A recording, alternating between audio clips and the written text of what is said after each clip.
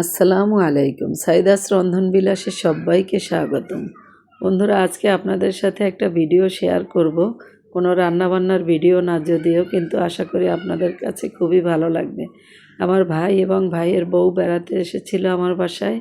ওরা আমার জন্য কি নিয়ে এসেছে সবগুলোই আপনাদের সাথে শেয়ার করব। আশা করি ভিডিওটা আপনাদের কাছে খুবই ভালো লাগবে। তো বন্ধুরা, চলুন শুরু করি। এগুলো প্রত্যেকটাই ভালোবাসার উপহার। তো প্রথমেই দেখিয়ে দিচ্ছি, এখানে রয়েছে বড় বড় চিংড়ি মাছ, সাথে কিছু ছোট ছোট চিংড়িও রয়েছে। এগুলো কিন্তু মালাইকারি খেতে খুবই স্বাদ হয়। এই মাছগুলো সব জ্যান্ত ছিল যখন কিনেছে।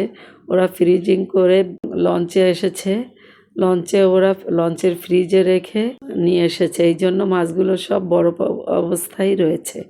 দেখতেই পাচ্ছেন এখানে এই যে তরকারির চিংড়ি, এগুলোর মধ্যেও কিছু মাঝারি ধরনের চিংড়ি রয়েছে। আর এগুলো তো ডিমা চিংড়ি, এটা আমার খুবই ফেভারেট।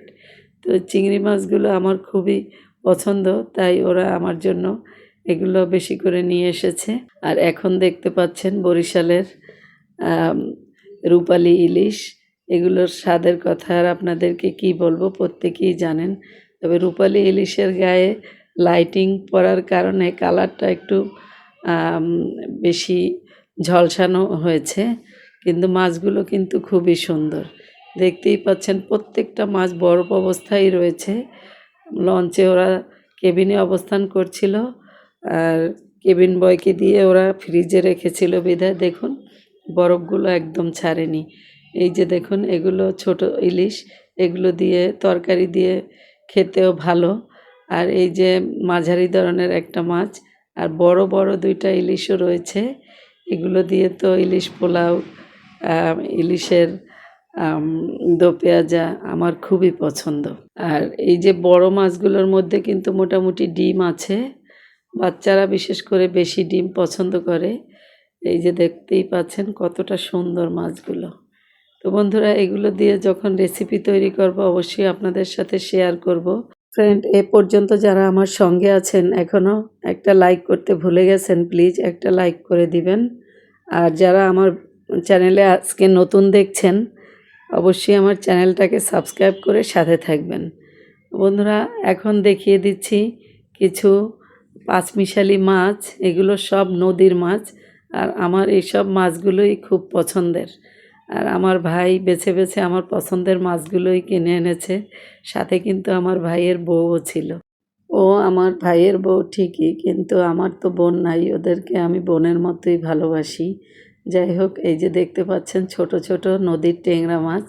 এগুলো কিন্তু সব কুটে প্রাথমিক একটা ধোয়া দিয়ে তারপরে এভাবে ফ্রোজেন করে সুন্দর করে নিয়ে এসেছে। আমি শুধু ভালো করে ধুয়ে তারপর রান্না করলেই হয়ে যাবে।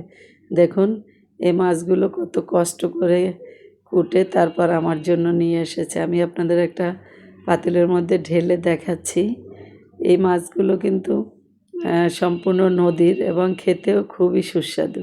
এখানে রয়েছে কিছু বাইলা মাছ, বাইং মাছ এবং একটা ছোট বোয়াল মাছ। এগুলো কিন্তু জ্যান্ত অবস্থায় ছিল যখন ওরা কিনেছে। কাটা ধোয়ার পরে এবং ফ্রোজেন করার কারণে বাঁকা হয়ে আছে। এই মাছগুলো কিন্তু বেশ বড়। আর এই বাইলা মাছগুলো জ্যান্ত অবস্থায় খেতে পারলে না আরও মজা। এই দেখেন বাইং মাছ।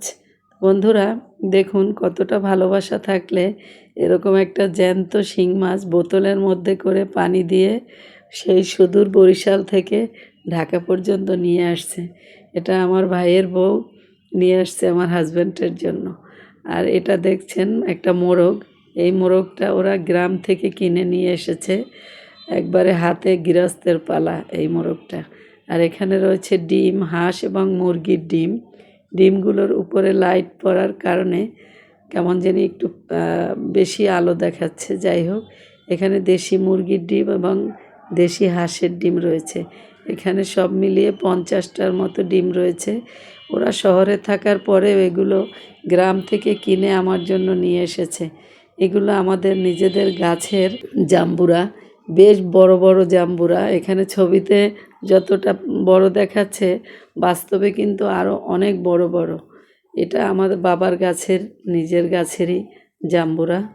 আর এটা হলো একটা জালি, এটা আমার ভাইয়ের বউ বা ওর বাবার বাড়ি থেকে ওর জন্য পাঠিয়েছিল, সেখান থেকে নিয়ে আসছে। তো বন্ধুরা, এই যে দেখতেই পাচ্ছেন, আমার জন্য প্রায় 2 কেজির মতো চালের গুঁড়া নিয়ে আসছে পিঠা খাওয়ার জন্য। আর এগুলো ব্লেন্ডারে করে গুঁড়ো করে শুকিয়ে নিয়ে আসছে। তো এই তো আজকের দেখিয়ে দিলাম আমার জন্য কি কি ভালোবাসা ওরা সেই সুদূর বরিশাল শহরে থেকেও অ্যারেঞ্জ করে আমার জন্য নিয়ে এসেছে। আপনাদের কাছে কেমন লেগেছে কমেন্ট করে জানাতে কিন্তু ভুলবেন না। আমার মা বাবা নাই, তারপরও ভাইয়ের বউরা যথেষ্ট ভালোবাসে, শ্রদ্ধা করে। তো বন্ধুরা, এরকম ভালোবাসা আর কার কার জন্য নিয়ে আসে কমেন্ট করে জানাবেন। সবাই ভালো থাকবেন, সুস্থ থাকবেন, নিরাপদে থাকবেন। আজ বিদায় নেব, দেখা হবে আবারও নতুন কোনো ভিডিওতে। আল্লাহ হাফেজ।